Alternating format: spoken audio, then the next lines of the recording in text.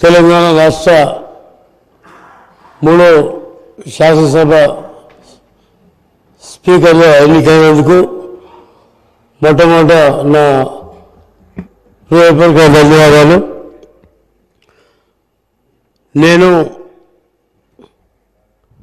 మీరు పవిత్ర స్నేహితులం. ఎందుకంటే నేను ఒకటేసారి ఎంపీటీసీలం, ఒకటే నియోజకవర్గం. మరి ఆ రోజు ఇద్దరం కలిసి వికారాబాద్ సీటుకు 4 సార్లు కొట్లాడినాం.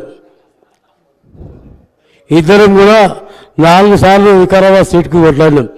కాలక్రమేణా 2008లో మరి రాజశేఖర రెడ్డి సాబ్ మరి నీకు నాకు నచ్చజెప్పి ఆ రోజు నీకు టికెట్ ఇచ్చిన తర్వాత ఆ రోజు లాస్ట్ ఎలక్షన్లో నామినేషన్ వేయలేకపోయేటప్పుడు కూడా అందుకోలేమని చెప్పి నా బైక్ మీద నడిపించుకొని నేను తీసుకుపోయి నామినేషన్ వేయించినటువంటి విషయం గుర్తు చేస్తున్నా. మరి ఎందుకంటే మనం అపూర్వ స్నేహితులం కాబట్టి ఒకటేసారి ఎంపీపీ, ఒకటే నియోజకవర్గంలో వెళ్ళి పక్క మండలాలకు వెళ్ళి ఎంపీపీలుగా ఉండి మరి ఆ రోజు నుంచి ఇప్పటి వరకు మరి కాలక్రమేణా నాకు చేవెళ్ళ టికెట్ రావడం జరిగింది. మరి మీకు వికారాబాద్లో కూడా 2 సార్లు ముఖ్యమంత్రి గారు కూడా వికారాబాద్ పోతావాని కూడా అడిగినాను. మొన్న వికారాబాద్ పోమని కూడా చెప్పిండు. ఆయన కూడా నేను వికారాబాద్ పోను సార్, చేవెళ్ళకి వెళ్ళి ఉంటాను చెప్పి. కాబట్టి ఏది ఏమైనా అందరికంటే ఎక్కువ సంతోషం నాకుంటుంది. ఎందుకంటే నేను ఫస్ట్ టైం తీసుకుపోయినప్పుడు నామినేషన్ నా బైక్ మీద తీసుకుపోయి ట్రాఫిక్లో జామ్ అవుతున్నామని చెప్పేసి బైక్ మీద తీసుకుపోయి నామినేషన్ వేసి ఇచ్చిన సందర్భం. అదేవిధంగా మేడం ప్రచారంలో భాగంగా 2008లో ఒక ఊళ్ళో ఎమ్మెల్యే క్యాండిడేట్ ఏంటంటే మేడం నన్ను చూపించింది, ఆయన ఎమ్మెల్యే క్యాండిడేట్.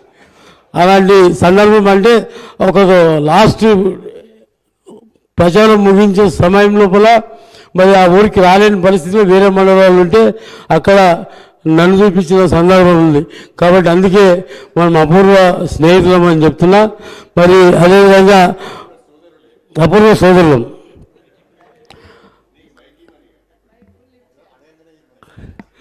మీరు సభ్యులందరినీ కూడా గౌరవ మర్యాదలు మరి వాళ్ళ హక్కులకు ఎలాంటి భంగం కలగకుండా మరి ఒక దిగువ స్థాయి నుంచి ఉన్నత స్థాయికి ఇలా తెలంగాణ రాష్ట్రం స్పీకర్ స్థానం పవిత్రమైంది, అసెంబ్లీ పవిత్రమైంది. కాబట్టి అత్యున్నత స్థానంలో మీరు ఉన్నందుకు, మిమ్మల్ని ఎంపిక చేసినందుకు, మరి భగవంతుని కృప వల్ల మీరు ఎంపికైనందుకు మాకందరికీ కూడా హృదయపూర్వక ధన్యవాదాలు.